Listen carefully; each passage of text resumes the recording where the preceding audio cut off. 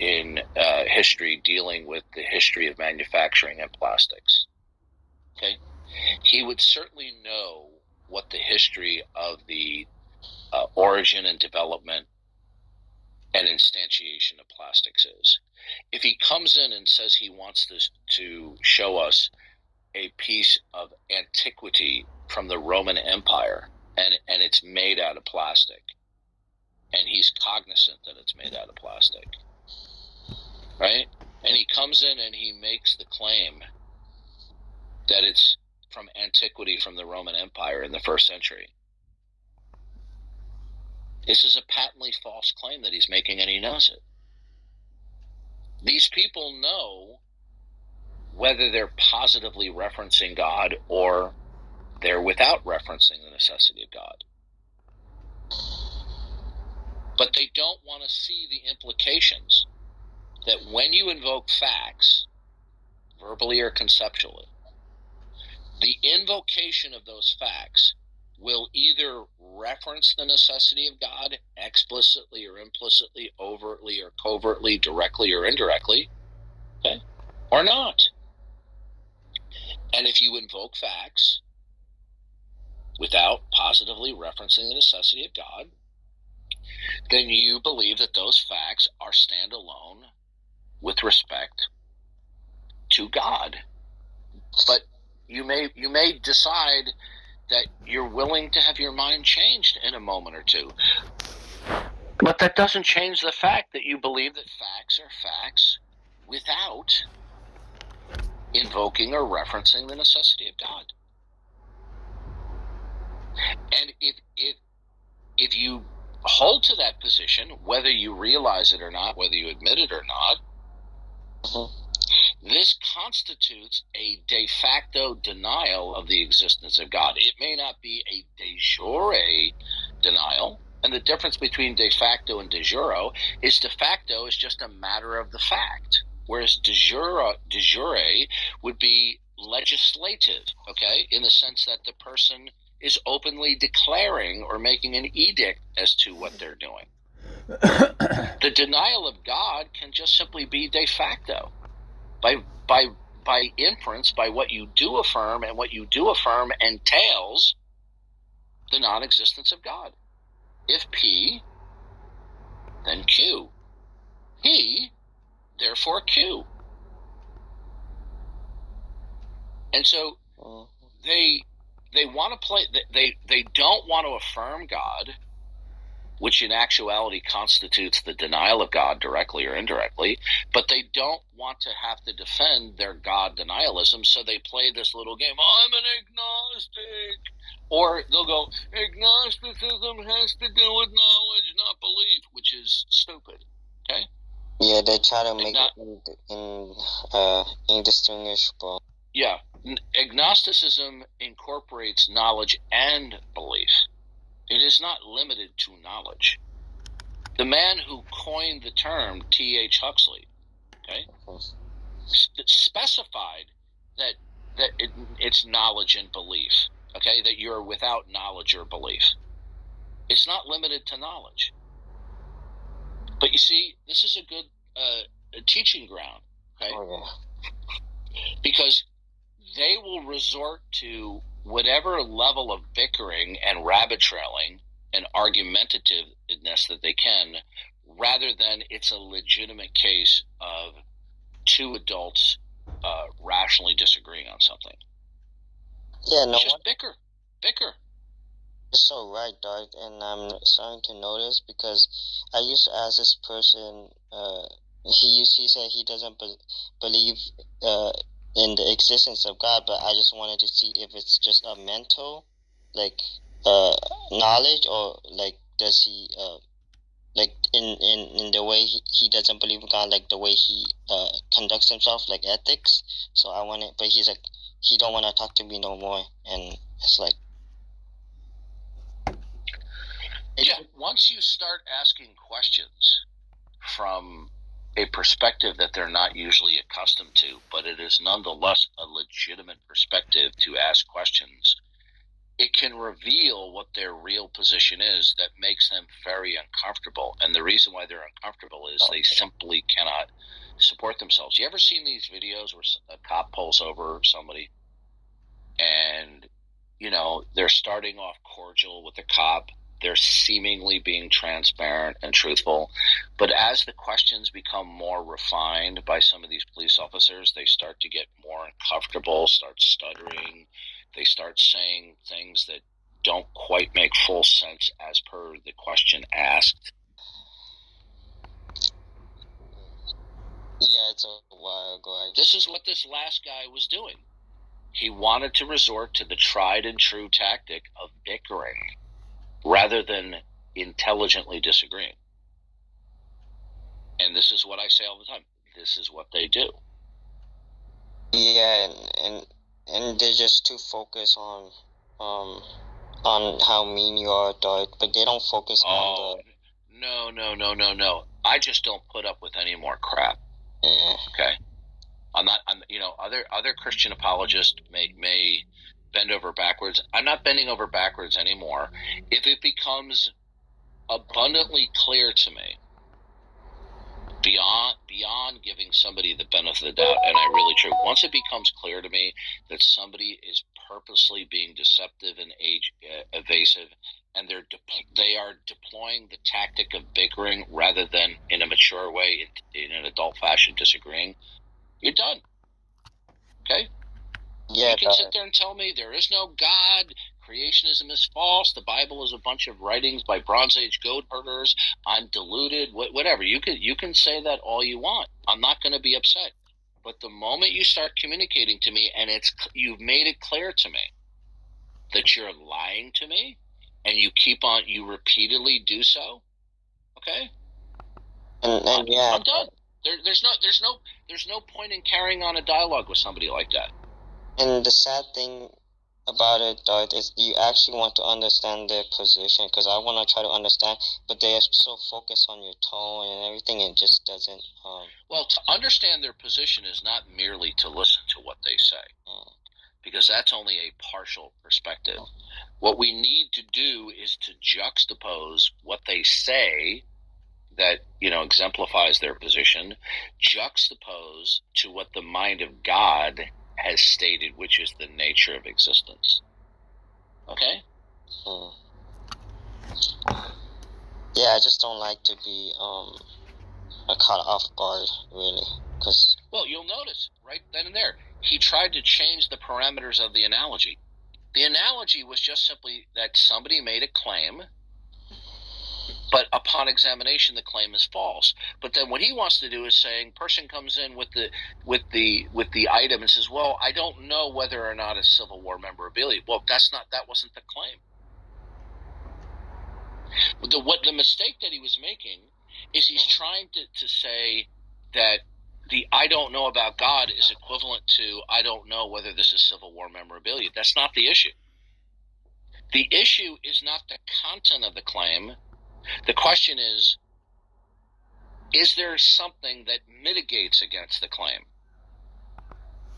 Okay? Mm-hmm. And what we find is that people will invoke facts either with reference to the necessity of God or without. So one's disposition toward facts reveals your disposition toward God.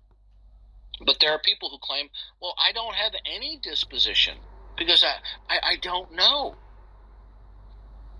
So their claim not to have a disposition toward God is mitigated against the fact by applying the law of excluded middle in the form of the question. When you invoke facts verbally or conceptually, do you positively reference the necessity of God? Do you do that?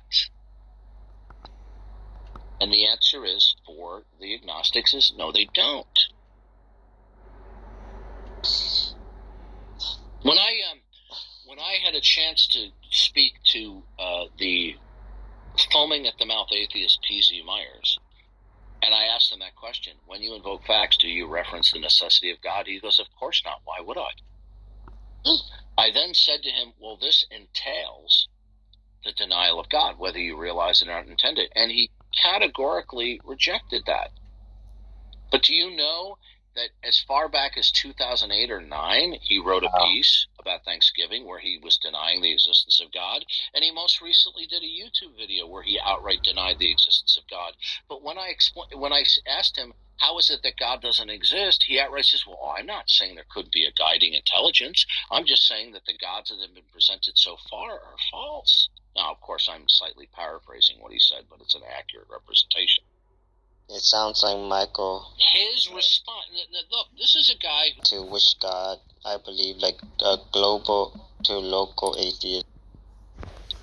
Yeah, this is a common tactic of atheists to either to affirm directly or indirectly global atheism, which is standard historical atheism, that there are no gods, or I believe there are no gods. And then when questioned about, okay, how is it that there are no gods, and they'll say, well, which God? That's a classic bait and switch. Yeah, and it's global atheism to local atheism. It's from the Stanford Stanford Encyclopedia on Atheism, which, by the way, is a pretty good article to read.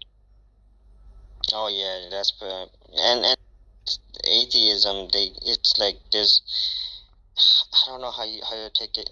There's like, how should I articulate it? It's I'm not gonna say it. I don't know how to. Don't worry about it. Not a problem. It'll come to you.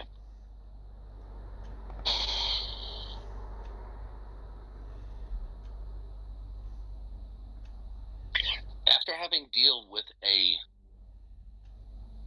large number of atheists over 10 years, through an inductive process, we can clearly see a significant pattern of deceptiveness and evasiveness.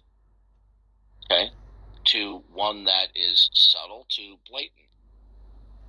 But most of them engage in evasiveness. You know, Darth, you bring up Jack Angst. I've never seen his.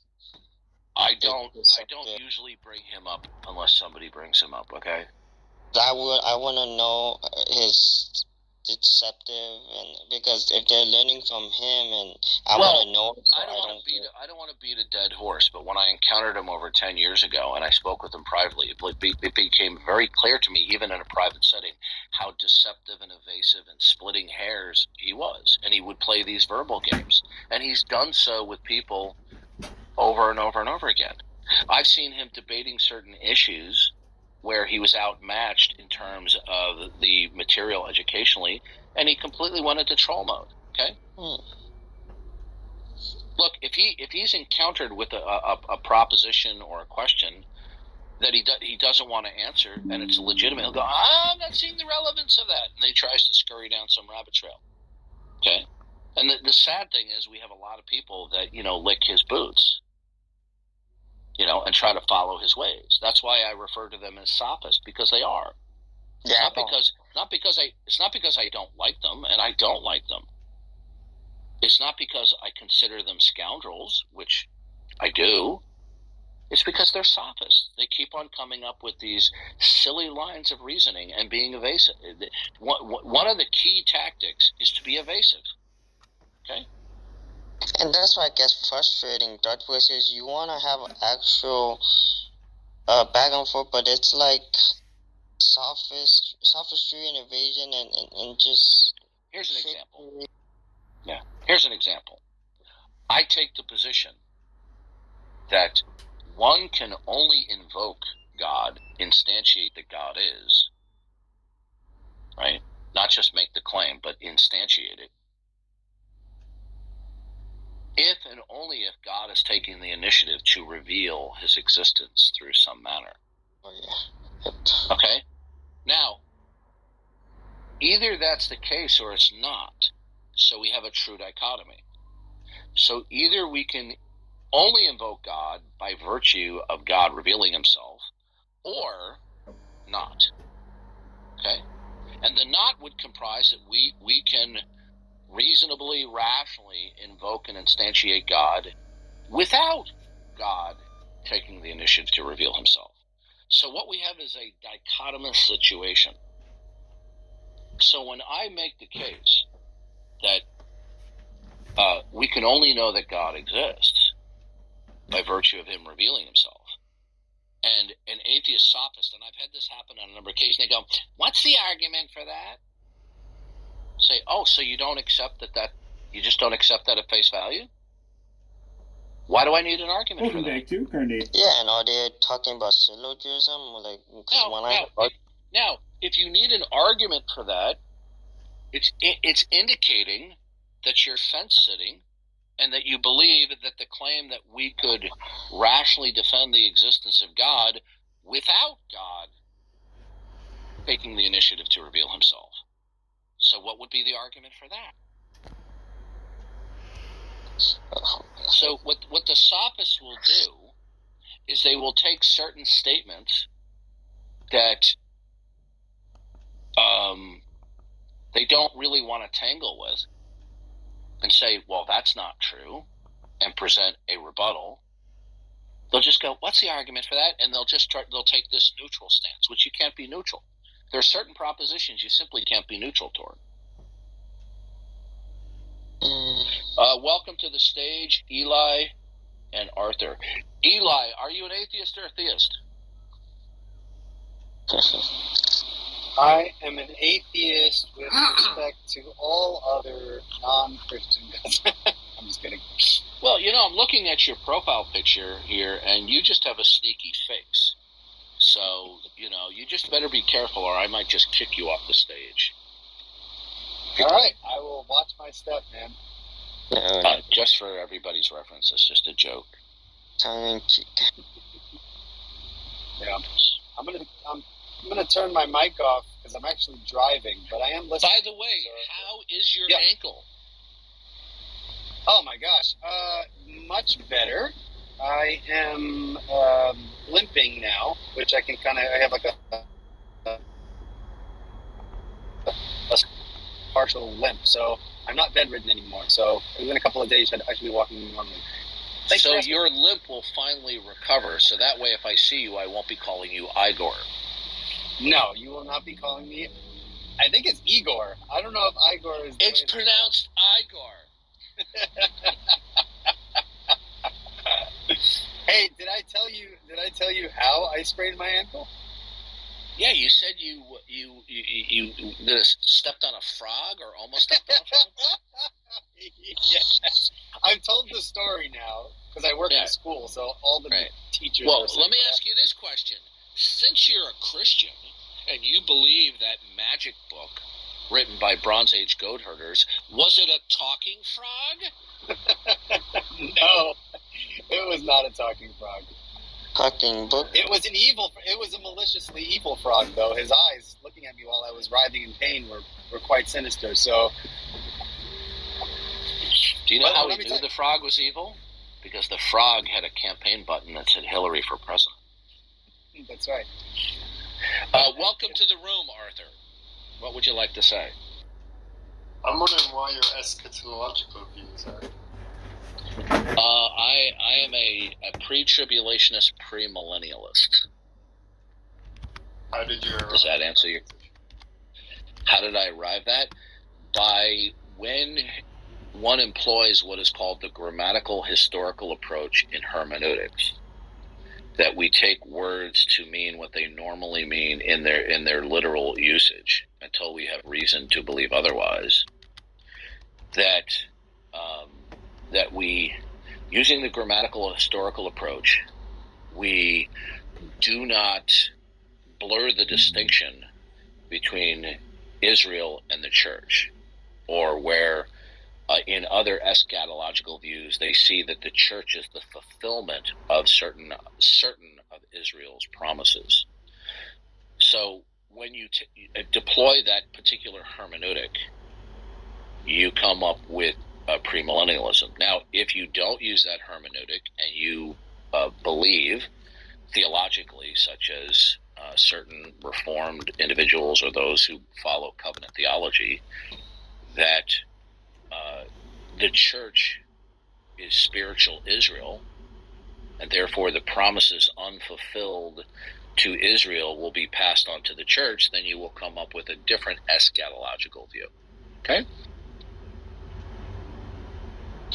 So, if you don't mind me asking, Darth, I never knew. Or you said you're a pre-tribulational dispensational. Yeah. Is that what you said? Yes. All right. So my question then: how do you? You're going to use the historical grammatical hermeneutic. How do you contextually interpret the time texts that are found? Book of Revelation, 1 John, Matthew 24, Luke 21, Mark 13. How do you do that in a consistent way? Because I'm actually not a pre-tribber, but I think those are, I've never really heard a satisfactory dealing with the time text that did not sacrifice What are you? hermeneutic. What are you? I am a partial preterist. I lean post-millennial, but I'm really open. Those are some areas of theology that I'm actually very open to. Well, do you have a specific verse that I can? Do you have a specific verse that I can pull up and answer your question? Sure. So, well, we can go in multiple directions. Okay, we could go Revelation chapter 1, verse 3, where prior to the symbolism of the book, John states the time indicator that these are things that must shortly come to pass, and behold, the time is near. And so you have that language consistent all throughout the New Testament, where you have in Hebrews, the days in which the writer is writing is called the last days. Matthew 24, Luke 21, Mark 13, Jesus caps off his predictions, which are typically associated with a dispensational eschatology. He says that this generation will not pass away until all these things take place. And the phrase "this generation" almost always means, in every other place in Scripture, the generation that's presently speaking at that moment. So if you could address that, I'd actually be really interested if you can unpack that for me. Well, to answer this generation, everything has to be understood contextually. You can't merely go by a lexicon, the search there. Okay, so this generation would apply to whatever generation is contextualized. Okay? So I believe that this generation, that in that passage that you're referring to, is futuristic. Now, so when it says "for the time is near," I would have to do a look up in the Greek and see how the word is used in general, and then try to discern how the word is being used in context. Okay? Now, so when from John's perspective, when he says, "Blessed is he who reads and those who hear from the words of the prophecy and keep things which are written in it, for the time is near." Well, what does the time is near mean? Okay? What does that refer to? Does it mean right? Yeah. Okay, but what does that mean? Does that mean in later chapters that he is saying that what is unfolded to occur on the world stage, that is imminent? Well, that doesn't necessarily follow. Well, okay. So let if you don't mind me I'm going to move away from Revelation, and we can return there because that's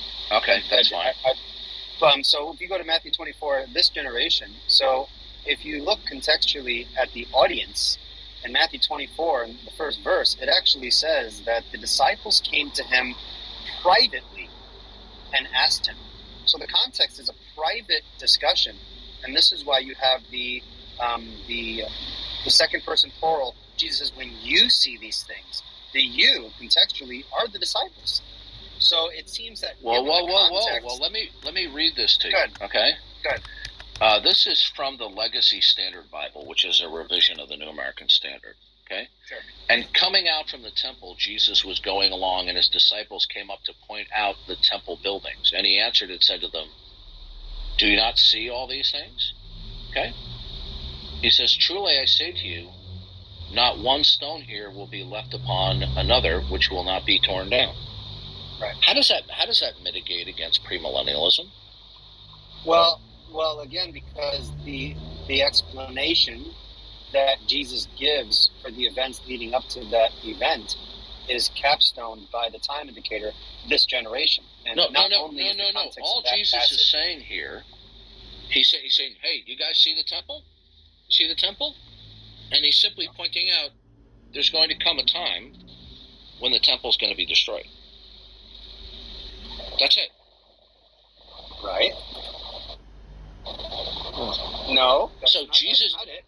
right? So if you keep reading, they say, tell us when all these things will be. Oh, okay. What verse? He says, okay. Now he was sitting. So if you go, for example, well, stop right Matthew there. 24, Hold on a second. No. Yeah. Hold on a second. I got to switch my headset. But you see, we now have a gap, my friend. Sure. 3. Hold on.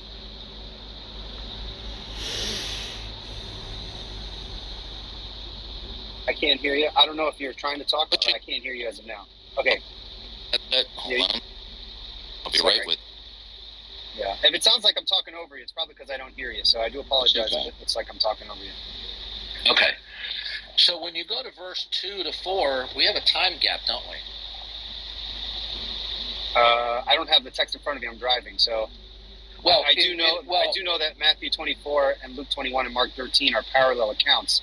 So I'm not sure which. Well, I'm just looking at this text right here. So between verses 2 and 3, there's a time gap because they're walking out in front of the temple. But then verse 3 is talking about when they were sitting on the Mount of Olives. So we have a time gap here. So what you're trying to do is you're trying to combine the content. You're trying to merge the content that is in one verse followed by another. But this isn't necessarily the case. I don't think Sure they are. Well, it says he was sitting on the Mount of Olives. Right. Okay. In verse 2, they were walking around and right next to the temple. Yes. Okay? So they're walking around, but you see now in the next verse, they're sitting on the Mount of Olives. So we have a time gap here, don't we, between content? Well, I'd have to look at the text because I don't have it in front of me. But, okay. but even if I were to grant a time gap, a very small time gap, now walking. Right. One second. But Matthew 24, the entire context is events leading up to the destruction of Jerusalem. We know that through the entire chapter. He's telling us the signs that are going to precede the initial question of the stones not being not standing upon one. Where does it say that the destruction of the temple will be juxtaposed in time proximity, in close proximity to his second coming? Where does it say that? Well, because in verse 34, when he says all these things, that includes everything preceding the entire chapter 24. Verse what? All these things. Verse 34 says all these things will not, he says this generation will not pass away till all these things take place. The all these things encapsulates the entire discussion of Matthew 24. No, wrong. See, that's your fatal assumption right there. Okay? Because you are failing to see that there's a time gap between verse 2 and 3. There is a time and a conceptual time gap. Can you read that passage for me because I don't have it in front of me, so that I can follow your which one? The one where you say that there is a time gap. So if you can read 24 verses 1 through, let's just say 1 through 5, and then so I can follow your flow. Yep. So in verse 1 it says, and coming out from the temple, Jesus is going along, and his disciples came to point out the temple buildings to him. So they were right inside the temple. Right. And as soon as they were exiting the temple, they're walking around. You see this? See all this? Right? Just immediately when they walk out. And he answered them and said, do you see all these things? Truly I say to you, not one stone here will be left on another, which will not be torn down. In other words, he's just saying, hey, you see this? This is going to be destroyed. Okay? And then it says in verse 3, now as he was sitting on the Mount of Olives. Okay. So what we have here is not only a time gap, we have a geographical gap between when they had just left the temple to when he was sitting on the Mount of Olives. I don't think that's necessarily the case. No. Well, oh, really? So he goes. So in other words, he walked a couple. Let me just. The Mount from the Mount of Olives, you can see the entire temple. So here's the thing. So if you were to take verse 20, you can see it, but you see, here's the problem. To go sit on the Mount of Olives, okay, is a certain walking distance. So it is not only a geographical distance; it's a time distance as well. It's not that much of a time difference. I've walked from. It doesn't matter. Temple area. What we still have is the burden of proof is on you Which to I would show welcome. that. I welcome that burden. Right. I welcome that you, burden. but you see, the fact that one verse follows another, you're going to have to show that the destruction of the temple necessarily is conjoined. Okay. I wouldn't say necessarily.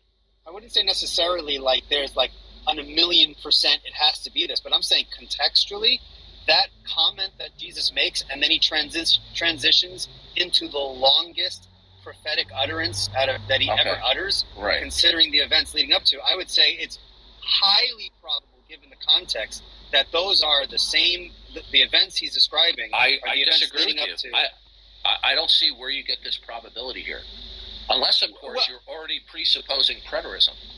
I'm not. I didn't grow up preteristic. I always noticed this even when I was The bottom line is here. I think we can clearly see from the context we have both a geographical and time gap between verses 2 and 3. If you are going to say that everything that Jesus predicts that appears to be futuristic is also includes in the same time frame as verse 2, you're going to have to demonstrate that, but you can't. Okay?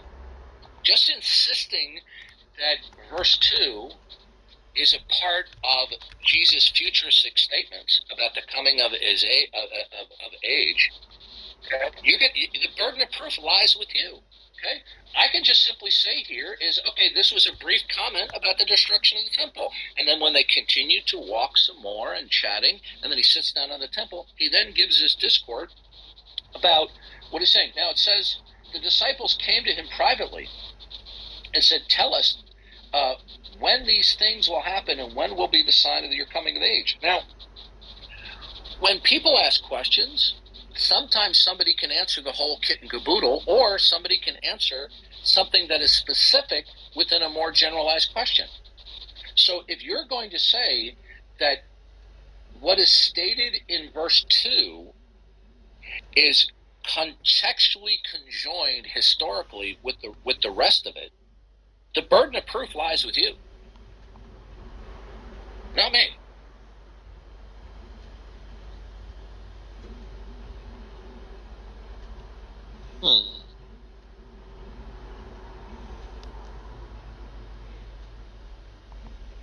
I'm just scanning through the rest of the chapter. Okay.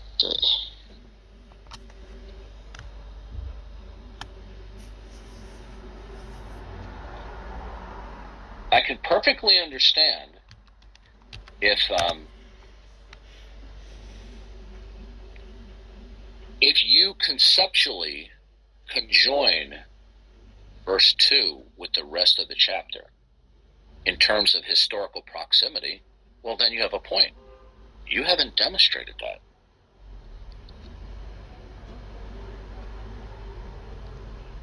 See, I take it that they come walking out of the temple, and Jesus says, you see this? This is all going to be destroyed one day. And they're like, whoa, it must have blown their mind that the second temple was going to be destroyed. And they're walking and talking and so on and so forth. And then when they finally make it up to the Mount of Olives and he sits down, they go, what's going to be the sign of your coming? And then he starts talking about what's going to take place in the future. But if you're going to say that all of that is conjoined with verse 2, the burden of proof lies with you.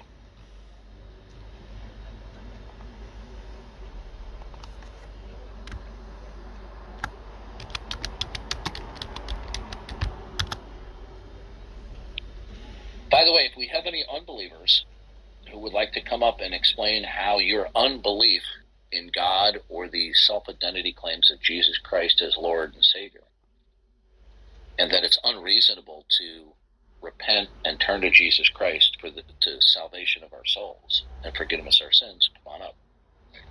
I'd love to hear a reasonable explanation as to why Jesus Christ isn't who he said he is.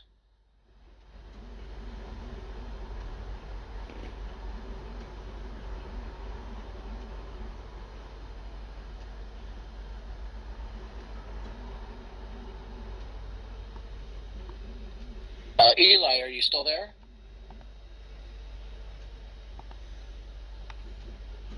Guess not. He's driving. You might want to check out the book called Things to Come by Dwight Pentecost. It's in my Google Drive. I believe it's in the theology folder. And if it's not there, it'll be in one of the upper two most folders called Things to Come.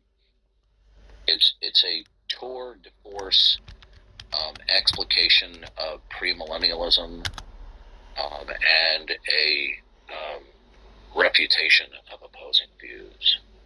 Oh, Doris, I wanted to ask you, and I've been trying to ask you because you know more than me about like evolution, and I started to look a little bit into evolution because they would bring it up, and I would the unbelievers, and I would like to refute it. So I would go to the creation folder. Oh, okay. On my drive, and go to the Jonathan Safarte folder, and in there are two books that I would begin with. One is Refuting Evolution Volume 1 and Refuting Evolution Volume 2. Once you get done with those books, there is a ton of... Hold on a second. Excuse me. There's a ton of books at various reading levels refuting evolution within that folder. Just there's more books than you can shake a stick at. Yeah, because I want to understand the basics before I maybe get into the complexity of it. Well, start with Jonathan Saparte's books in the Jonathan Saparte folder within the creation folder. Okay. Start with those. Yeah, because I was watching a little bit of Bonson too, and well, the issues that you're primarily going to be dealing with are the genetics, DNA. You're going to deal with rationales from the fossilized remains that we call the fossil record, right? Yeah. And much of what you're going to be dealing with are people spouting not which is deemed to be indisputable fact, but theoretical constructs. Yeah, those individual theoretical constructs about how they dogmatically believe evolution happened. And what these people do, for the most part, there are exceptions, in my uniform experience, when they attempt to defend evolution, or what we might call the neo-Darwinian synthesis or the modern synthesis, the majority of time they're just simply regurgitating evolutionary theory. They're not actually giving a solid defense. Okay? Oh man, yeah, because Bronson would mention Stephen Jay Gould. Stephen Jay Gould, yep. And I just have a bad memory, so I have to just go back and read. Because just listen. Whatever you think you're prone to forget, just write it down on a piece of paper, or keep a if you have a notepad app on your phone. Yeah, just write it down, and then boom, you go back to it. Oh yeah, you'll remember it. Okay. Yeah, I know bits of it. It's just I'm trying. So for example, let me just pull up a quote for you from Dr. Eugene Koonin. He's an expert when it comes to molecular biology and evolution. Okay. Let me just get the book here.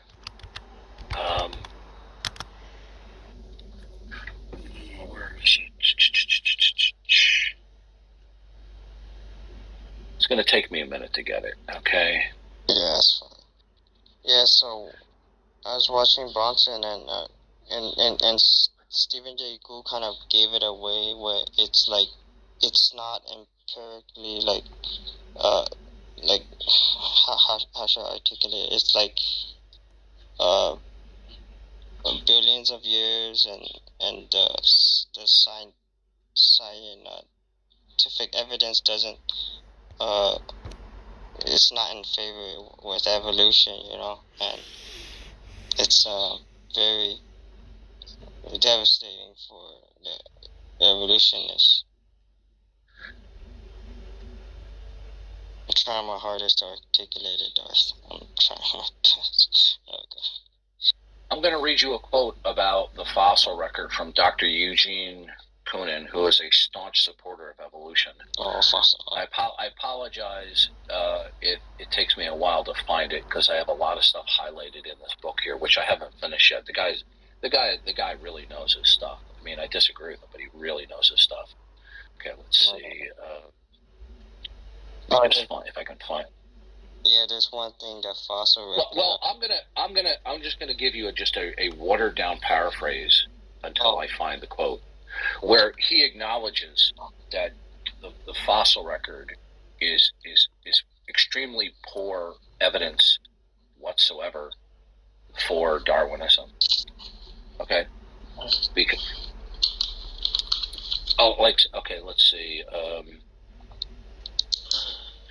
For example, he talks about gradualism remains one of the undisputed pillars of modern synthesis. Okay, now Stephen Jay Gould, one of the world's greatest experts on evolution. Yeah. Stephen Jay Gould was a tour de force when it came to defending evolution. He had lots of friends. He had enemies within, the modern synthesis. Some people love him, some people hate him. But even Gould recognized the beyond the deficiency of the fossilized remains, otherwise called the fossil record, that what we find is that creatures appear abruptly and disappear abruptly without numerous transitional forms. Now, when you say this to certain staunch evolutionists, they will freak out because in their mind, they've either read or seen exhibits where they have all of these transitional sequencing. But what they don't understand is these are artificial constructs. Okay? Mm-hmm. And even Stephen Jay Gould has made statements to the effect about the fossil record that the creatures appear abruptly and disappear abruptly without numerous transitional forms. This is why they generally extol certain aquatic skeletal remains that they have put in kind of a linear progression, saying, well, this evolved in this. I asked a PhD in evolution one time, and I apologize, I should have written down his name 10 years ago. I said, what's the empirical methodology to show an ancestor-descendant relationship between any mineralized fossils? He started to laugh. I said, why are you laughing? And he goes, because you already know the answer, don't you? I said, yeah, I do, but why don't you tell our audience? And he says, there is none. They have to resort to homology, saying, well, this skeletal remains appears to be similar to this one, so this way there's some type of familial or ancestral connection. That's called homology. And can you help me, Darth? Because I remember Greg Bonson, he would talk about the missing link, and I think he had to deal with the various life forms or something. Damn. I need to really go back and just... Well, read Jonathan Saparte's book. I'm still trying to find that quote from Dr. Eugene Koonin, and it's a devastatingly honest citation about what the real nature of the fossil record is. Yeah, And this is not quote mining or taking somebody out of context. No. See, there are certain people within this field, like Eugene Koonin, who are brilliant in their own respects, or in their field, and they're so confident of their belief and from their position, what they think is the defense of evolution, that they're not the least bit troubled by glaring problems within the modern synthesis. Okay, and that's why some of these people admit it. Oh, I took notes, Darth. It's hundreds of millions of fossil, and there's not one intermediary form. Well, there are a couple of putative intermediary leaks, but these are disputable. Gould himself admitted that these creatures appear abruptly and disappear abruptly. Here, let me do a word search, see if I can find it. Let's see. No, I appreciate you helping me, Doc. That just better help me understand it, because I just took notes. I just need to be able to articulate it well. And you're helping me too. Let's see.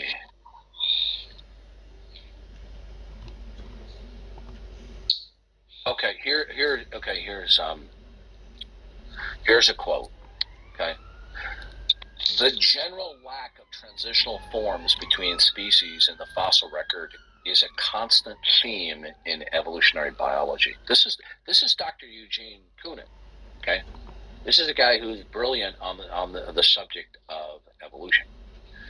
Darwin recognized this problem and traditionally interpreted it, along with paleontologists in the Darwinian tradition, as a reflection of the dramatic incompleteness of the record. However, now remember, these are his words, and this is not out of context. Extensive accumulation of paleontological in the 20th century. Okay, let me read this again. I mean, this is devastating. Extensive accumulation of paleontological data in the 20th century helped very little, if at all. So a different perspective emerged in the first in quantum evolution concept of George Simpson, then in a fully fledged form in punctuated equilibrium concept of Stephen Jay Gould and Niles Eldredge. Gould and Eldredge collected extensive evidence indicating that the history of the great majority of animal species reflected in the fossil record represents mostly stasis, that is, a virtual lack of change. Stasis is punctuated by sudden disappearances of species followed by a rapid replacement by new species. The implication of this pervasive pattern is that speciation is a rapid process compared to the duration of stasis. That appearance of new species in a given area typically occurs by migration from one area speciation, and the gradual speciation, gradual transformation of the species into a new one, is extremely rare. This punctuated equilibrium pattern seems to apply to higher evolution of higher taxa and is sometimes generalized to imply the inadequacy of gradualism in general, although the legitimacy of such generalizations has been disputed. Okay? I mean, I could go on reading stuff. This is not a guy who's a Bible-thumping creationist. This guy is a staunch advocate of evolution. Of evolution. Okay? Now, if I were to repeat those same words without citing Dr. Eugene Koonin, and I pretended that these were my own surmising, we would have staunch evolutionists on Clubhouse or Discord just saying this is hogwash, right? But this is coming from Dr. Eugene Koonin, a brilliant man who's a staunch evolutionist and is highly regarded within the world of evolution, right? And I'm reading from his book, The Logic of Chance, the Nature and Origin of Biological Evolution. Okay? And if you give them a quote like this and you tell them where it's from is, their knee-jerk reaction is, quote mining, you're quote mining.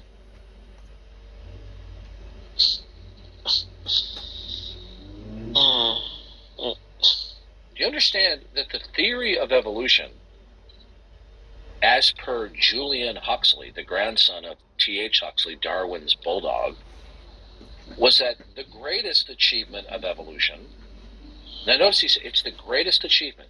The greatest achievement of evolution was the removal of God from the sphere of rational discussion.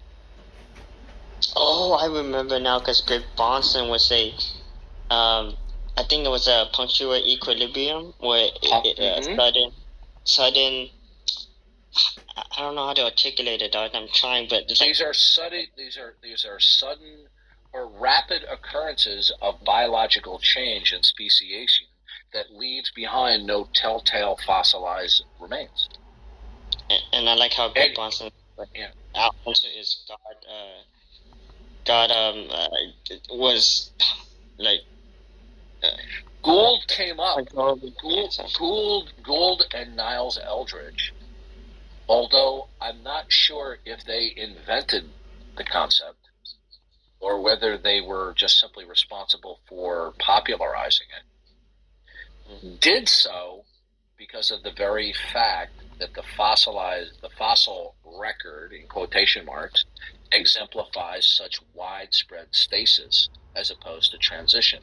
But your average person out there, and even some armchair advocates on YouTube, will tell you that the fossil record is unbelievably compelling evidence of evolution, which it is not.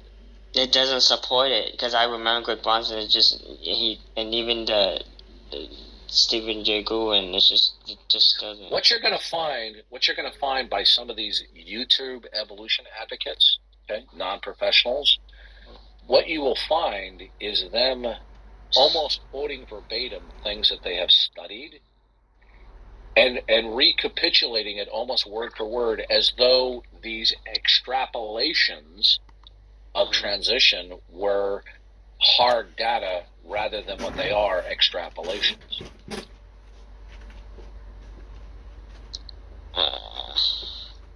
I'm quite getting it.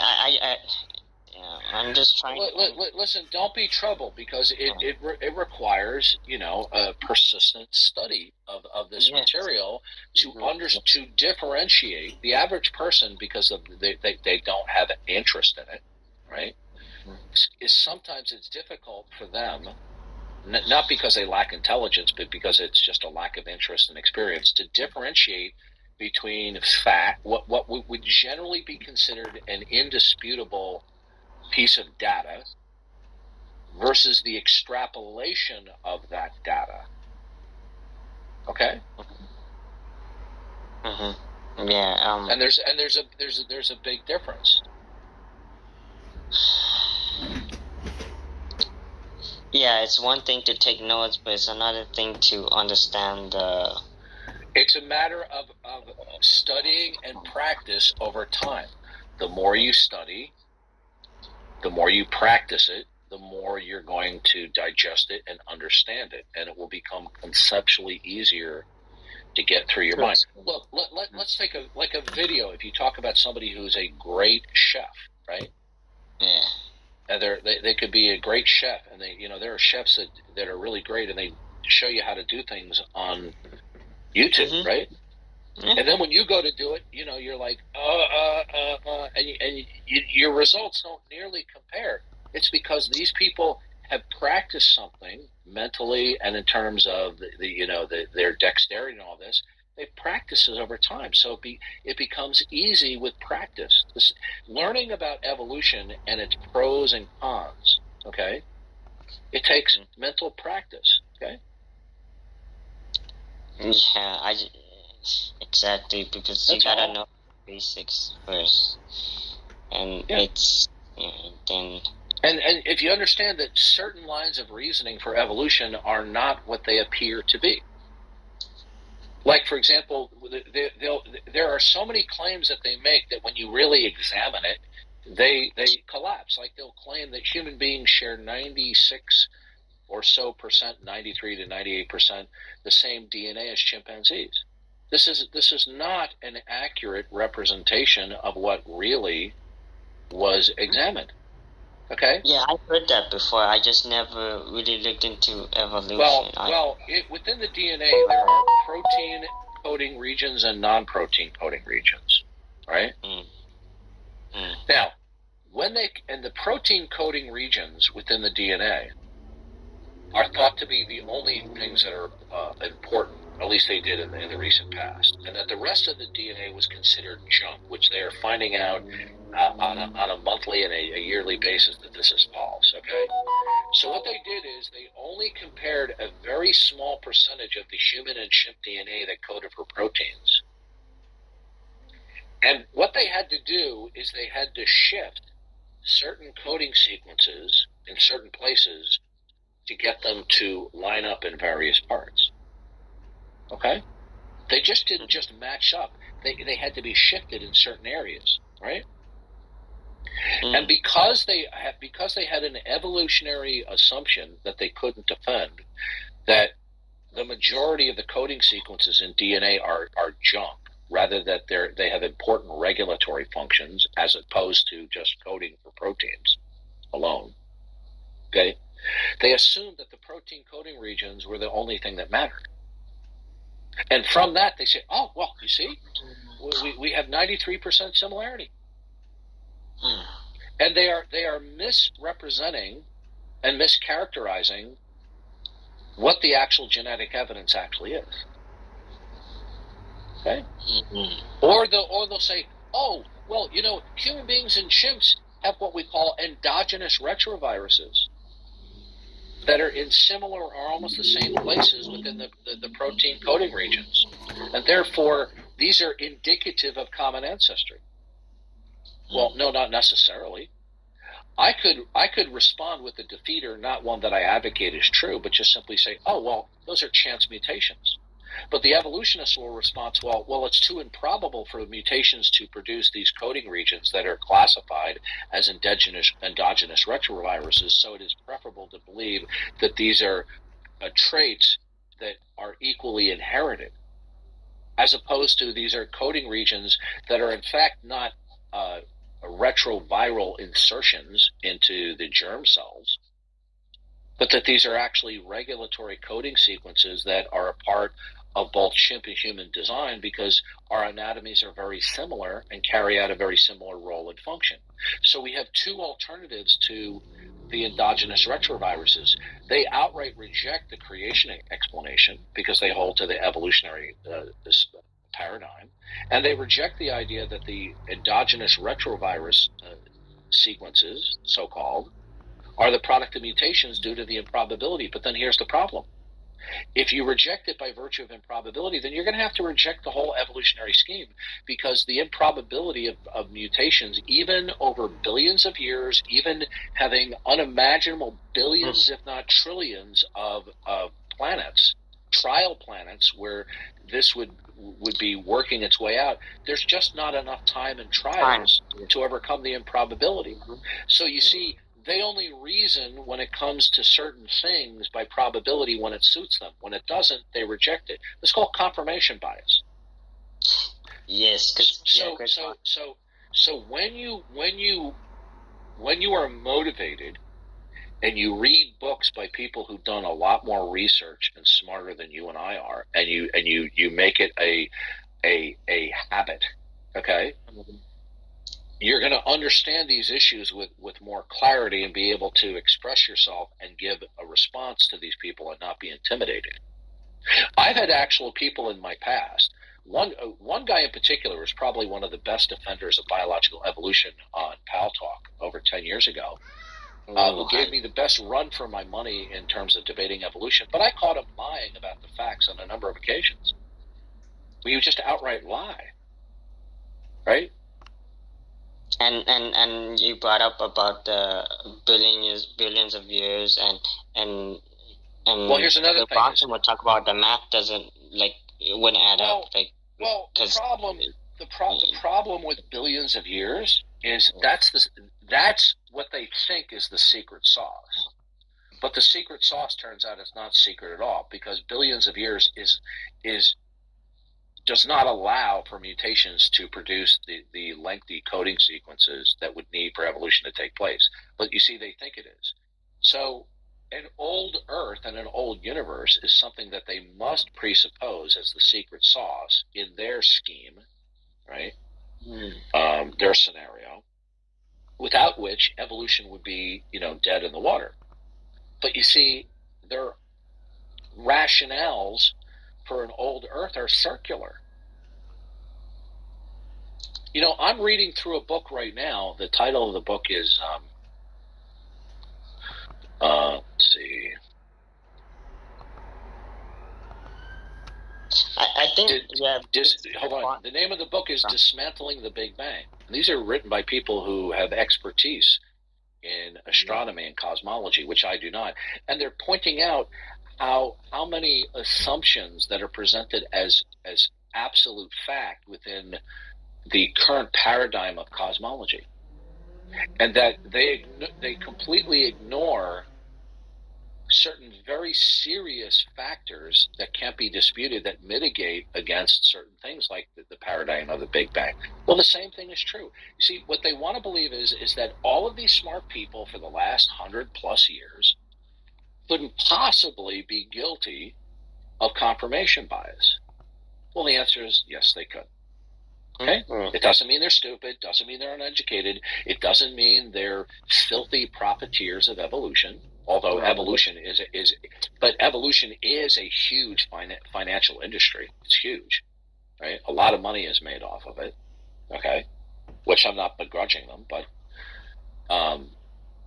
people, they just refuse to. You see, once you understand more of the history and the philosophy of science and the nature of paradigms can become so thoroughly entrenched that they can be held so dogmatically that to even question the paradigm is considered insanity.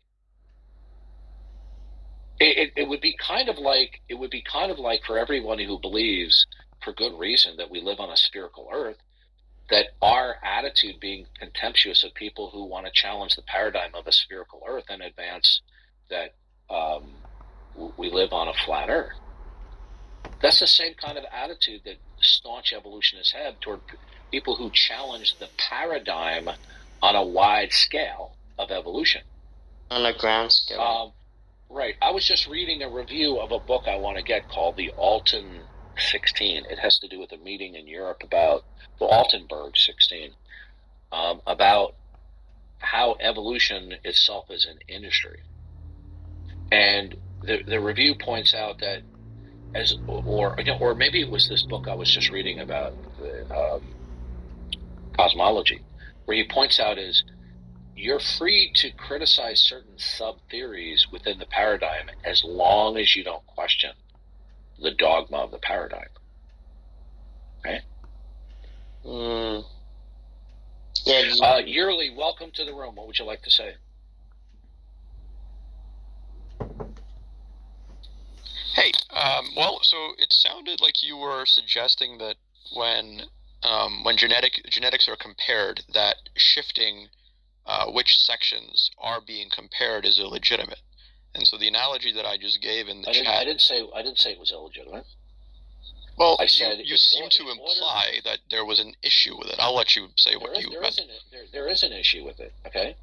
What I'm saying is that the general public, when they read popular articles citing that the chimp DNA is 93 to 98%, whichever figure you want to pick, is identical with chimp DNA, they're not told the bigger picture, which is that this is only comparing a small section of the DNA code, and within that small section, chunks of it have to be shifted left or right to get it to match up.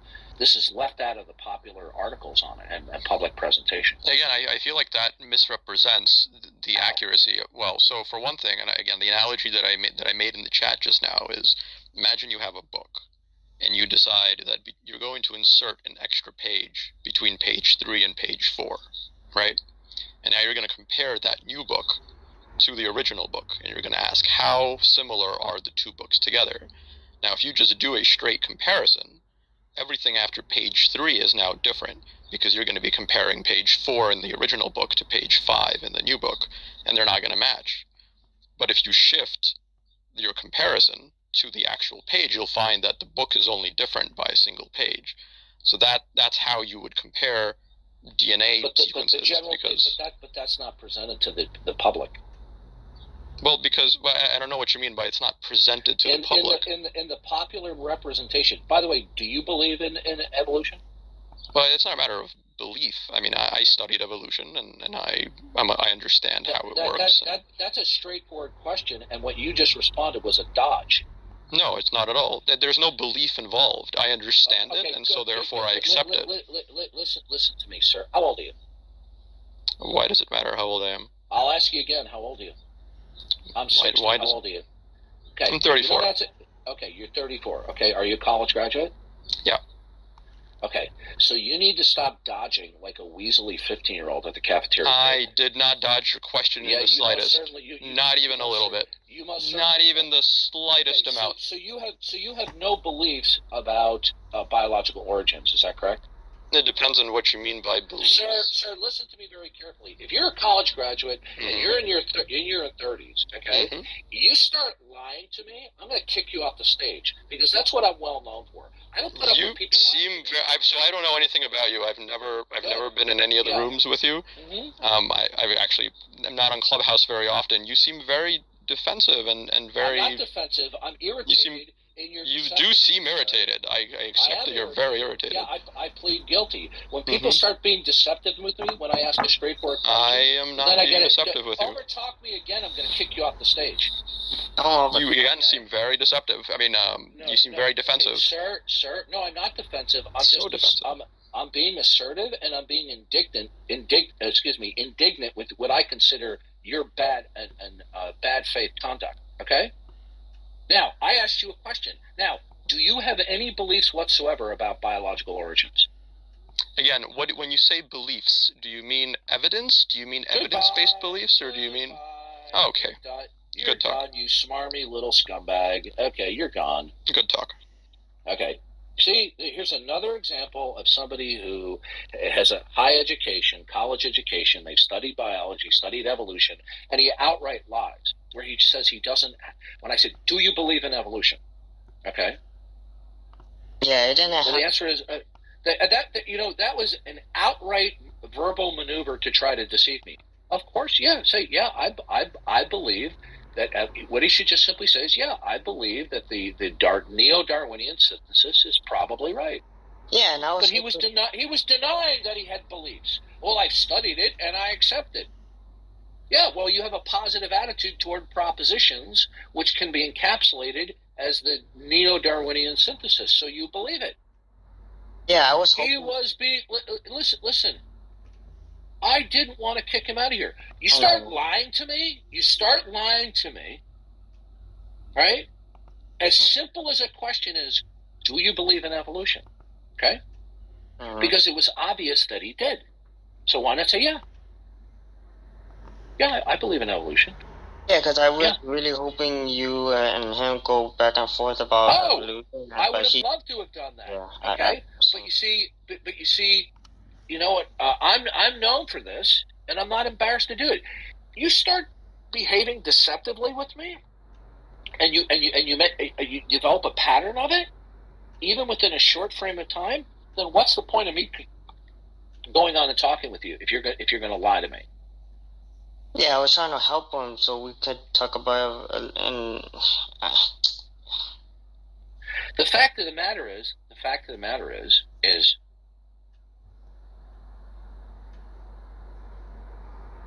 The popular representation of comparing chimp DNA with human DNA has a number of problems, but it's not talked about, okay, in the popular writings that the public consumes. I never heard of it. Right. So when he's talking about where material has been added to a book, okay, he's appealing to an analogy, right, that is not precisely the same thing that we're talking about here, okay? Because he's already presupposing that whatever information is shifted, that all the material that they don't share in common when it's removed and all the shifts are lined up, that this has to be genetic additions. But you see, the general public is not generally informed about this, okay? That they have to shift huge sections to make it line up. So it's not a clean as comparison as they would have you believe. When they come along and say, well, human beings and chimpanzees share 93 or whatever the number is, 96, 98% the same DNA, this is a misleading representation of the data. How many people know that the protein coding regions only constitutes a small portion of the overall length of the DNA code? They don't know that. But you see, to the evolutionists, they're like, well, that doesn't matter because you know what? That's junk DNA. Really? How do you know that? And in fact, more and more research is revealing that it's not. Yeah, this would have been a great, I guess, back and forth, but she just, yeah. You see, what they don't understand is it's easy at times to succumb to circular reasoning and confirmation bias and be unaware of it. Okay? Hmm. It's easy to leave out information that is a serious problem to your paradigm, once you've drunk the Kool-Aid of the paradigm. Like, for example, I'm reading this book on the Big Bang, and the authors of this book point out that one of the leading textbooks on the Big Bang, written by a guy who, I forget what his name is, I think he had a Nobel Prize, it's one of the world's leading experts on Big Bang cosmology and cosmogony, okay, where he specifically leaves out one of the biggest problems in Big Bang cosmology and doesn't address it in the book. And they're like, why was that left out? You see, even the smartest people on this planet can be guilty, or the most educated people can be guilty of confirmation bias. Nobody is immune to that. Mm-hmm. Yep, that's true. Now that doesn't mean that therefore if somebody isn't aware of it, that ipso facto they're guilty of it. But it's a common trait that, people are unaware of confirmation bias. You see, the reason why people so emphatically believe in evolution more than any other thing, other than the fact of the so-called evidence, is because it is so dogmatically entrenched throughout academia in the world and in the popular media. In colleges too, the students, they're like so... It is dogma. It is dogma. Welcome back, Eli. Yeah. I saw. I think I'm gonna. If we had the power to change nicknames, I think I'm gonna change Eli's username to Dances with Frogs.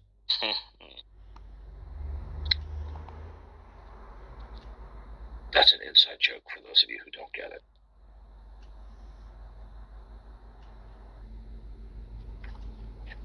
Look, if the DNA code is actually the product of design, okay, with some exceptions allowing for lower levels of speciation, through many generations of reproduction, lower life forms, where you have a change in, density, shape, weight, color, things like that.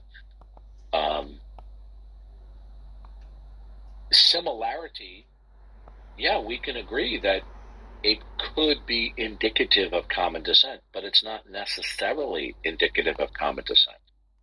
It can be indicative of design. But you see, that is completely unthinkable and unpalatable to them, right? Oh, I remember starting to remember like something about Darwinism and the missing link, because it's, how should I say, it's a, I don't know, maybe you can explain it better. Well, it's because of the the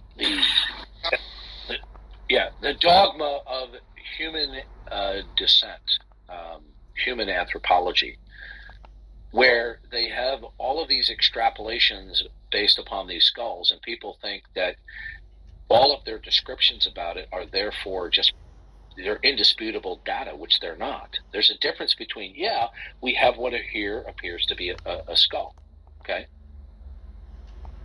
And then when they put these all up there pictorially and they line them up and saying, well, this one is an ancestor of this, that's extrapolation. Well, how'd they demonstrate that? Okay?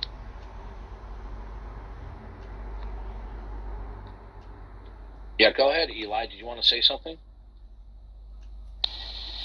Yeah, I just wanted to apologize because I was in a place with bad reception, so the volume went off. I couldn't hear anyone, so that's why I wasn't able to really hear what you had to say. Well, that's because you're a dirty preterist. Yeah. Well, I wanted to leap on a couple of things you wanted to say, and so maybe it was by God's providence that the connection was lost. But I know it's not the topic of this chat, this room. But if you want to talk eschatology at a later time, Sure. I would love to, because that's an area that I've studied quite a bit. So. Sure. Yeah. By the way, I'm gonna when Clubhouse allows me to change people's screen names, I'm gonna change your name to Dances with Frogs. Yes, I will embrace that. That is a good one. I'm a Puerto Rican Kevin Costner. But check out on my drive. You still have the link to my drive, right? Yes. Yeah, from Discord. I think what you should do is, if you want to be well informed on eschatology, you should at least read Dwight Pentecost book, Things to Come. Well, I was raised with premillennial dispensationalism, so I'm very familiar with the view. But so I don't know. I'm not exhaustively knowledgeable in all the different views, but I am very familiar with dispensationalism, and I don't buy it. But I have friends who are very smart and they believe it, and we have interesting discussions. So I'm totally down to talk about it. Mm-hmm. Right. So, but I don't want to take away from the focus of what you guys are talking about. So you guys can continue. Well, we just had a guy come in and want to talk about evolution, but he just decided that he wanted to go down the deceitful, deceptive route when I asked him a simple question. Eli, you're a college-educated man, right? Yes. Okay, Eli, do you believe in creationism? Yes. If you mean God, like biblical creationism, I believe God created everything. Eli, do you believe in evolution? Do I believe what? In evolution. Macroevolution, no. Okay. Well, this guy, claimed he was a college graduate, which I don't doubt that he was, and that he studied biology, and of course studied evolution.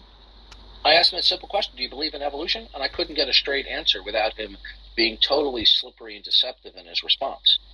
What did he say? Oh, he goes, well, I don't have beliefs. He says, I've studied certain facts and I've accepted it. So he believes it. Based upon his studies. It never ceases to amaze me when somebody says, well, I don't have beliefs. It's just like, really? It is, Darth? I think a lot of people, when you ask those questions, like, it's very rare that someone asks you a question, or I'm sorry, that someone engages you without thinking that a question you're asking is a trap. So they try to be overly defensive, and so they can't take the fact that you're asking a simple question. So they have a preemptive strategy to be ambiguous. Sometimes it seems. Well, the question may be a trap that puts them in a predicament from which they can't extradite themselves, but it's not a trap per se. It can be a legitimate question. Right, I agree. So if I was an evolutionist, if you were to tell me if I believed in evolution, I'd be like, yes, I believe evolution to be true because the evidence and I believe that the data points that direction. Like, okay, that's what I believe. So if that's a trap question, that part of your question, your line of questioning, shouldn't be controversial for someone to answer. Okay, so when some people say, well, I don't choose my beliefs, and I just want to laugh. I mean, that's ridiculous. Now, of course, we can agree that we don't. There are certain fundamental beliefs that we don't choose, but certain higher beliefs we do, because what we do is we then take certain lower level beliefs and we compare and contrast them to other mental states, and we decide which mental state we're going to believe. Okay? So we do choose some of our beliefs. Yeah, and for some people to say that they don't choose any of their beliefs, it's just ludicrous. Yeah, I was hoping Darth and that other guy would have a good back and forth. But well, he wanted to triple and quadruple down on being deceptive with me, right? So I had enough with him. You see, I'm not Mr. Nice Guy like Mr. Eli. I'm not putting up with such deception. And I warned him too, Darth, and try to get him to just. I'm tired of people wasting my time when they're being deceptive with me. Look, Eli and I disagree on eschatology. Do I think Eli's being deceptive? Absolutely not. No. He's making certain points, although I don't agree with it, are legitimate points to be raised. Okay? And that's the thing I want. It doesn't matter whether it's eschatology, whether it's evolution versus creation, atheism versus theism. It just seems that the atheists, it is so common for them to be smarmy, sneaky, deceptive, evasive, engage in bickering. Look, Eli disagreed strongly with what I had to say about, Matthew 24, but he wasn't being smarmy. I wish that guy would just say, yes, I believe in evolution. Let's talk about it. Of course you believe it. Of course he believed in evolution. But he didn't want to accept it by saying, oh, it's just a belief. I wasn't going to say, all I want to know is, do you believe it?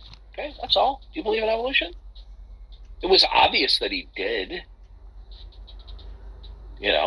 The point I'm trying to get across is that when you hear a succession of so-called rationales or facts for evolution, when they're carefully examined from a larger perspective than just what the evolutionists are giving you, it turns out that what they're claiming doesn't always hold steadfastly, like the comparison between human and chimp DNA, or that the fossil record does or does not exemplify millions or billions of years of transitional forms. Yeah, we have no observable fact that random mutations can overcome a frequency of error to build the genome in terms of extremely long coding sequences in order to produce all new anatomy and physiology. The best that they can do is appeal to studies done in numerous generations of E. coli bacteria, where from a process of mutation they were able to digest something that they previously couldn't digest. And they want to jump from that mutations over millions or billions of years could build the coding sequences that code for your pancreas, okay, for your digestive system, for your central nervous system, okay, or the horns on your head in the case of Eli. I think I wrote mutations down. Let me see if I wrote it. Oh yeah, evolution and a fossil record. By gradual mutation. Listen, I'll read the quote again. This is from Dr. Eugene Koonin, who is a brilliant theorist, expert in microbiology, and an expert on evolution. Okay? Yeah. Here's Dr. Eugene, and this is not quote mining. The general lack of transitional forms between species in the fossil record is a constant theme in evolutionary biology. Darwin recognized this problem and traditionally interpreted it, along with paleontologists in the Darwinian tradition, as a reflection of just simply, it's just incomplete. However, extensive accumulation of paleontological data in the 20th century has helped very little. In other words, what has been discovered in the 20th century did not significantly help the data set that they had of fossils in the 19th century. So he says extensive accumulation of paleontological data in the 20th century helped very little, if at all. So a different perspective emerged. Okay? And he talks about how Gould and Eldridge collected evidence to indicate the history of the majority of animal species reflected in the fossil record represents mostly stasis, that is, virtual lack of change. Now, if I told an evolutionist, if I told that guy here today, and he thought it was me speaking, that the fossilized remains that we have collectively represents an almost virtual lack of change, okay, and that stasis is only punctuated by a sudden disappearance, a disappearance or arrival of something, he would discredit what I'm saying. But then he would be singing another tune if he found out that I was quoting Dr. Eugene Koonin. Right? Yeah, that's so true. It's okay. And this is from a book where he is a staunch defender of evolution, and I haven't gotten to it yet, but he goes into great detail as to the probabilities of genetic evolution. Yeah, he's an evolutionist. He's a real yes, and he recognizes the probabilistic problem of evolution, and he's honest about it because he is a man of such great academic achievement and high intellect. When you read this book, it's just like you read this book, okay, even though I disagree with him, you read a book like this and you're like, wow, I wish I was as smart as this guy. This guy's really, really, really, really smart. Okay? But because he has such a strong belief in evolution, he's not afraid to put into the text very serious problems that mitigate evolution that somebody of not as such caliber would just leave out. At least they're honest. That's why Stephen Jay Gould, who was also a brilliant man, I mean, he had a lot of friends, he had enemies, right? But he wasn't embarrassed about, just detailing the fact that the fossil record exemplifies stasis. But you say that to people who only have a high school or even, a little bit of education in evolution at a collegiate level, and they become apoplectic. They're holding on to the dogmatic of the evolution because they don't want it to be falsified. They don't want it to. It's not only that. It's not only that. It's the spirit of the age. Okay. 2 Thessalonians talks about this. It says, God will send a damning delusion to them that believe the lie. And then it explained what is meant by send a damning delusion. It's referring that the world will succumb to the lie. And what is a lie? In Romans 1, we find out it is worshiping the creation. When you worship the creation, then you believe that the creation itself accounts for itself rather than God as its creator. They rather have evolution and it's going that way. Right. Yeah, because I remember Thomas Kuhn, who wasn't a believer, he wrote quite a bit about the issue of paradigms. He wrote a really good book, which I haven't read yet, I'm embarrassed to say, called The Structure of Scientific Religion. And he said what it takes to overthrow or dismantle very strongly held paradigms in the history of science, in many instances, is that the old guard that are bitter clingers to the paradigm have to die out when new warm bodies arise within the field that are open to challenging the paradigm. He says they have to die out. And evolution is one of those deeply entrenched dogmas that started with, Charles Darwin. By the way, it didn't even begin with Charles Darwin, okay? Charles Darwin just collated a couple of ideas that were not his own, especially natural selection, which he ripped off in all likelihood from Alfred Russel Wallace, and he presented it off as its own. So what Darwin did, what was original about Darwin, is he gave a very seemingly plausible explanation to account for the mechanism of evolution, that natural selection accounts for the evolutionary development. I'm going to be reading this book called The Altenberg 16, where the woman who writes the book, journalist, criticizes the evolution industry, even though she herself is a staunch evolutionist. But she recognizes the utter failure of natural selection to sufficiently account for the evolutionary descent. And this is somebody who doesn't dispute an evolutionary descent.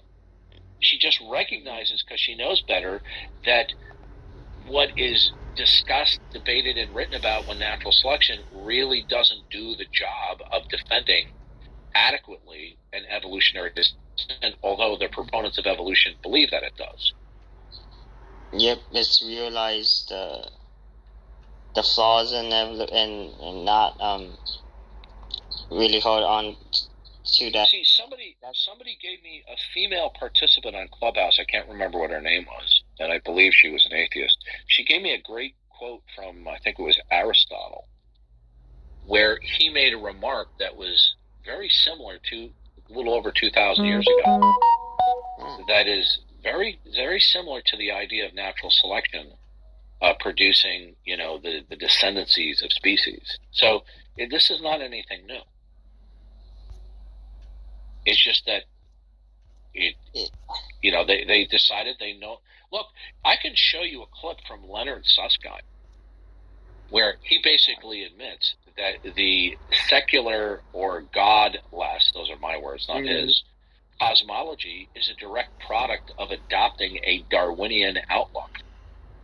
He actually says, and this is a guy who's a physicist in the class of Stephen Hawking, he says, Darwin showed us a better way, okay, when it comes to the issue of the fine-tuned parameters, or so that the atheists and the materialists don't become apoplectic. I'll just say the extreme astronomical narrow parameters that all have to coalesce and sequence together in order for there to even permit life. And so he says, well, Darwin showed us a better way, that we don't have to adopt design. That there was an unbefore discovered mechanism that could bring this about. And so he actually appealed to our Darwinian mindset in order to partially be dismissive that the astronomical narrow parameters of various cosmological constants, if you will, don't have to be inferred to indicate design, explained by design. I mean, I was dumbfounded when I saw this world-famous physicist credit Darwin with helping him to adopt his cosmology or metaphysic. You can see it on YouTube. Just type in intelligent design and Dr. I'm having a Joe Biden moment. Leonard Susskind, intelligent design. There's 2 videos that deal with Leonard Susskind and intelligent design. It's the shorter clip where he's speaking somewhere rather than where he's being interviewed. For those of you in the audience who might want to look it up, for those of you who look it up, if he's sitting down being interviewed but with a guy by a beard, that's not the clip, although that's a good clip to watch too. It's the one where he's standing up in front of an audience. It's about a 3-minute clip. All right, if we have any unbelievers who want to come up and explain how your unbelief either in God or Bible Christianity is reasonable, you can raise your hand and come on up. All you got to do is be intelligent, be mature, and don't lie. Okay? Yep. Hey, what's the name again? Leonard Subscribe? Leonard Susskind. Susskind. Susskind. I believe that's his spelling. Susskind. Leonard Susskind. Okay. Susskind, yeah. Go into the YouTube search field and type in intelligent design in YouTube, not in Google, in YouTube. Okay. Type in Leonard Susskind and intelligent design, and it's about a 3 to 4 minute clip. If he's sitting down being interviewed by a guy with a beard, that's not the clip. Although that's a video you should also watch.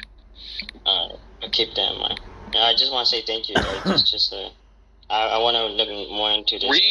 You're welcome. Read Jonathan Saparti's book, Refuting Evolution. That'll really you'll get a good start there.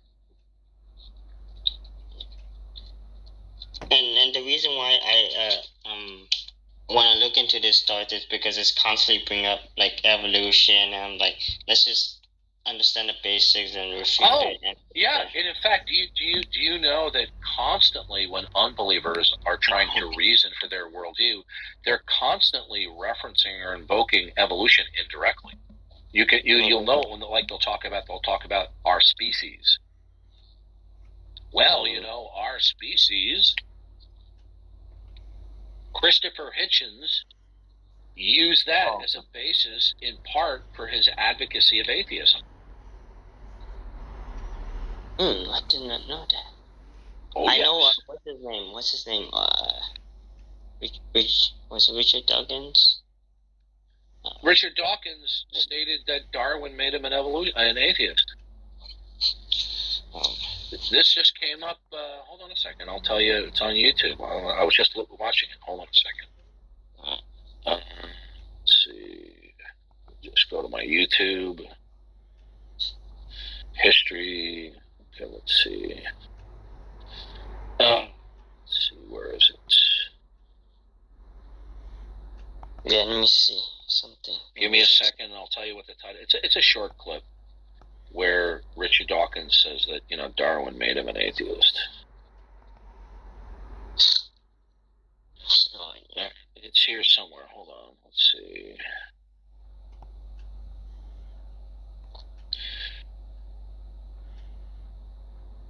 No, let me just type in here. Okay. Richard Dawkins. Darwin.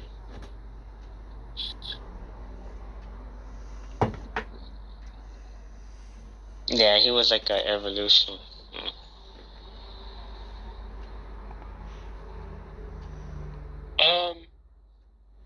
Yeah, go into the YouTube channel Unbelievable ? And the title of the video is How Richard Dawkins Became an Atheist. Another one is, if you have a pen, Richard Dawkins on Charles Darwin and Becoming an Atheist. Oh, okay.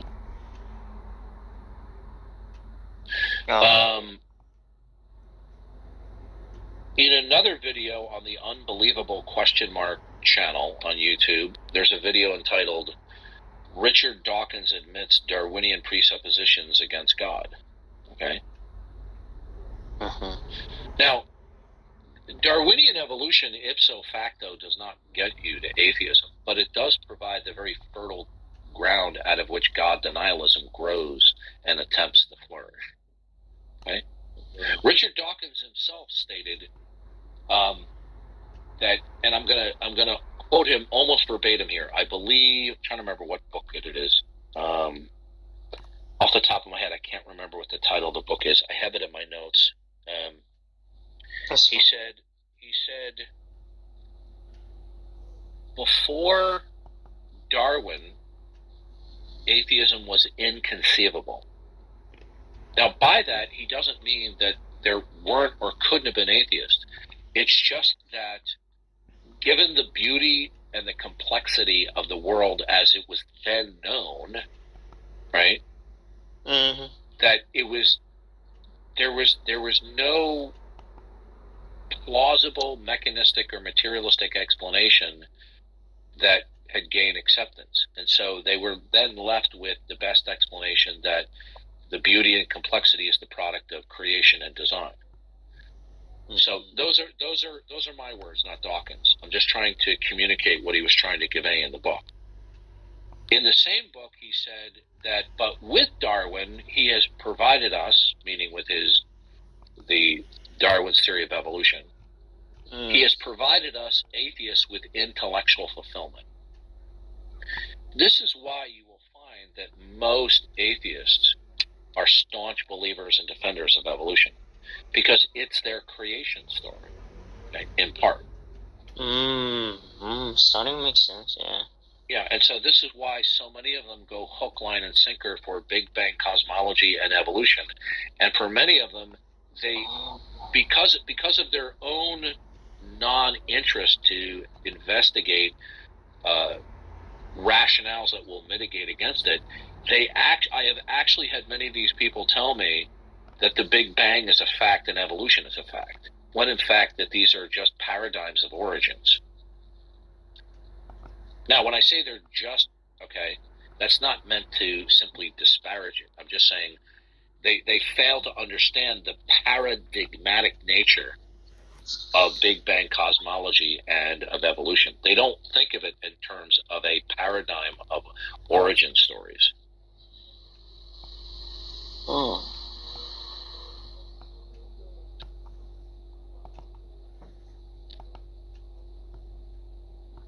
Oh, okay, yeah. I don't know, because my mind's thinking, Because we're Christians and we're thinking it in terms of Look, God. Truth. this doesn't prove what I'm saying here, but it's food for thought. Anthony Flew was a staunch atheist much of his adult life, if not all of it, and he was a philosophically smart guy, and he philosophically defended atheism. Toward the latter part of his life, some Christians came to him and showed him what would have to take place at a mathematical and at a molecular level in order for evolution to be true.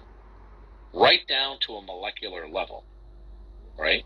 Because remember, DNA is a linear coding sequence that has the blueprint for the manufacture and the prevalence of the biological systems. Once he saw what had to take place down in a molecular linear fashion, that he realized because he was a very astute and educated man, he realized from a mathematical and probabilistic point of view that even throwing unimaginable number of trials in a vast universe wouldn't solve the probabilistic problem. And he became a deist before he passed away. And in fact, this was so shocking that one reporter, I believe for the New York Times, tried to suggest that his conversion from atheism to deism was the product of him developing senility. But in fact, Anthony Flew at about that time, if you actually look it up, because I remember having this discussion and debate with a couple of atheists who were just very dishonest with the facts 10 years ago. Anthony Flew started to develop something, I think it's called, and if I'm mistaken, I hope somebody corrects me, aphasia, where certain people, when they get older, have trouble remembering names and matching names to faces. Okay? So he was starting to develop aphasia, but he was not in any stretch of the imagination developing senility. So they try to impugn him with developing senility, and that's why he abandoned his atheism for deism, given that he rejected that the DNA code could be the product of just simply fortuitous mutations over an unimaginable number of trial planets in the universe. Yeah, it's...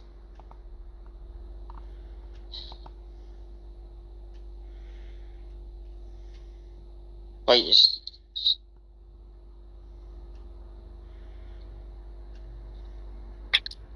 You know, if we have any unbelievers who think that your unbelief is reasonable, come on up, let's hear it. Right? Now, the reason why the Christian worldview is reasonable, okay, the reason why is because God's revelation of himself within creation and through human history recorded in the Bible is self-authenticating and self-attesting. Now, when I say that, people who are familiar with biblical content may laugh, but the point is, even though they don't accept that the biblical record from Genesis to Revelation is self-attesting and self-authenticating, they're going to have to present a counter-argument, okay? And no, this is not an appeal to ignorance. I can simply point out that God has revealed that he is the ground of all being. He's the absolute, the ultimate, and he has the sufficient requisite attribute set that without which there could not be, on a grand scale, the actuality of human intelligibility and reason and truth, the apprehension of it. So that revelation has to be true, not only from its source, which they'll dispute, but the content therein is not something that you can do without. Because if you decide to do without, then the question is, how are you going to ground reason? Because why would anything at all be correlative or connected to anything else? What would impose such unity? Any comment, oh great one, Eli?